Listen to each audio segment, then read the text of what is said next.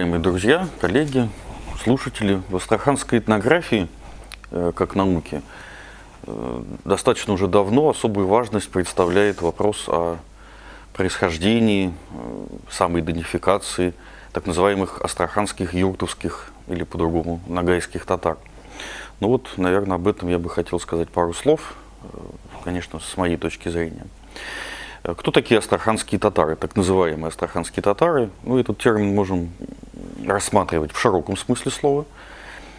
И тогда под этим названием мы будем понимать всех татар, которые проживают на территории Астраханской области. Здесь можно выделять различные группы этой большой общности, такие, например, как казанские татары, переселенцы в Астраханскую губернию, или татары мишарские, которые тоже когда-то переселились с Среднего Поволжья в низовье Волги. Во втором, более узком значении, под названием, под термином астраханские татары, понимается достаточно такая специфическая, конкретная этническая общность, известная нам как татары юртовские или юртовские ногайские татары. Вот именно о них, наверное, в большей степени и спорят многие исследователи, не только в Астрахани, но и вообще в целом в России, которые занимаются вот какой-то тюркской проблематикой. И могу сказать, что этот вопрос дискуссионный и до сих пор до конца так и не закрыт. С этого я бы хотел начать, потому что нет однозначного мнения о происхождении и вот современном статусе астраханских и юртовских татар. Но здесь я буду высказывать, наверное, какие-то свои мысли по этому поводу, свою точку зрения. Есть различные гипотезы. Ну, например, есть гипотеза, что астраханские, юртовские, ногайские татары – потомки населения Золотой Орды. Или потомки населения так называемой Ногайской Орды. Некоторые исследователи возводят их корни в еще более глубокую древность, ко времен Хазарского каганата. Хотя здесь, конечно, аргументов достаточно мало, если они вообще есть. Происхождение юртовцев, юртовских ногайских татар, конечно же, безусловно, связано с ногайцами. В середине XVI века мы знаем, когда происходит процесс расширения российского государства путем экспансии, прежде всего, идет процесс борьбы, взаимодействия между различными постзолотоордынскими государственными образованиями. Вот одним из таких государств была так называемая Ногайская Орда, которая располагалась в Волго-Уральском междуречии. В середине XVI века происходят процессы расселения ногайцев, разделения ногайцев. Начинаются эти процессы, в частности, вот часть нагаев из Большой Ногайской Орды уходит на Кубань, там образуется Малая Ногайская Орда. Многие ногайцы традиционно кочевали на левобережье Волги. Часть территории Ногайской Орды доходила до Волги, и поэтому Волга была, собственно говоря, с 15-16 века местом традиционного кочевания части ногайских улусов. Хотя мы знаем, что в низовьях Волги располагалось самостоятельное Астраханское ханство. Одни исследователи возводят его образование ко второй половине 15 века, некоторые к началу 16. Оно было соседом Ногайской Орды, и часть нагаев кочевала по территории Астраханского ханства. В середине 16 века Астраханское ханство было завоевано российским государством. Это времена Ивана Грозного, события 1554-1556 годов. Это явно было завоевание, конечно, связано с экспансией молодого российского государства тогда еще. Но мы знаем, что низовья Волги вошли в состав российского государства достаточно относительно бескровно, в отличие от казанского завоевания, большого, кровопролитного. Русские войска достаточно быстро владели низовьями Волги. Последний астраханский хан оказал некоторое сопротивление, но и сил явно у него не хватало, и он был вынужден покинуть свою территорию, уйти в пределы Крымского ханства. И русские войска овладели практически без боя Хаджи-Тарханом. Спустя некоторое время они перенесли город на другой берег, на левый берег Волги. Связано это было с соображением военной безопасности. Старый Хаджи-Тархан был заброшен, а на левобережье Волги в 1558 году была основана уже новая русская крепость Астрахань, которая потом стала привычным нам Кремлем.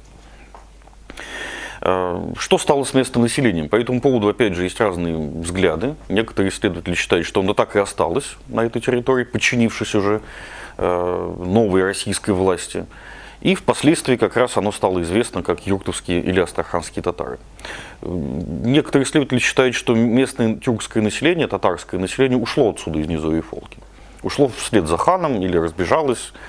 Как раз вот в середине 16 века наступил так называемый интерстадиал, то есть некий промежуток в этническом развитии Нижнего Поволжья, когда местное население ушло, сюда пришли русские, ну, в основном военнослужилые люди, основали город, и потом вот здесь стало формироваться уже, скажем, с нуля, как бы с нового этапа населения русское, потом тюркское в городе, разнообразные там восточно-торговое ремесленное население.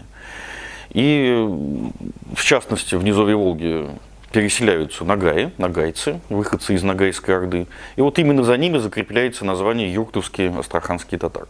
Мне кажется, и я об этом неоднократно уже писал в своих прежних публикациях, что все-таки действительно многие жители Астраханского ханства в преддверии или после завоевания действительно покидали Низовье Волги, но это явно произошло не со всеми.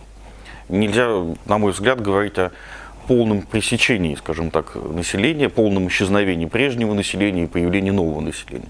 Из источников мы знаем, что какая-то часть прежних татар все-таки осталась в Низовьей Волге. Мы знаем, что они присягают русским воеводам в подданство. Мы знаем, что воеводы налаживают взаимоотношения с элитой, ну, с оставшимися какими-то там мурзами, мирзами местных татар, приводят к их присяге, облагают податями. Обеспечивают, кстати, свободу вероисповедания, что тоже было достаточно важно в тех условиях. И действительно потом в Низовьей Волге начинаются нагайские миграции, переселение нагайцев, которые, кстати, скорее всего, численно все-таки превосходили прежнее тюркское население времен Астраханского ханства, но селились рядом с ними, кочевали или вели полукочевой образ жизни. В течение 17-18 века происходит постепенный процесс там, обоседления этих тюркских жителей. И они активно, конечно же, ассимилируют прежнее тюркское население времен Астраханского ханства. Таким образом, юртовские татары, на мой взгляд, это смешанная группа населения, которая формировалась преимущественно на нагайской все-таки основе, но включила в свой состав остатки, какие-то небольшие остатки прежнего тюрко-татарского населения Низовьей Волги времен еще Астраханского ханства. Ну, тогда татарами называли очень разные группы населения, название носило общий характер, общий такой характер. Но подчеркну, что все-таки нагайский компонент, элемент там, скорее всего, доминировал. Мы знаем, что в источниках того времени это население называется юртовские нагаи, или нагайские татары, или астраханские нагайские татары. Есть разные варианты в разных источниках. Но вот некое специфическое название юртовцы закрепляется за этим населением. Юртовцы, жители юртов, не юрт, жилищ кочевников переносных разборных, а именно юртов, это сначала таких полуоседлых поселений, возникавших в окрестностях Астрахани. Позднее многие из них стали ядром для будущих там различных татарских кварталов Астрахани, в частности татарской, Казанской слободы, слободы Тияк, некоторых других поселений, которые сегодня либо в составе города, либо в основном в Приволжском, отчасти Наримановском районах. Юртовцы обычно в источниках переводятся как живущие оседло, живущие домами, живущие на месте, туземные жители, то есть местные. Так чаще всего переводят в источниках вот 17, 18, 19 века это название юртовцы. Самоназвание этих жителей сегодня, кстати, отчасти даже во многом сохранилось. Это Ногай или Нугайлар, хотя фиксируется и смешанное название Нугай-татар или татар-нугай. Но русские всех называли татарами.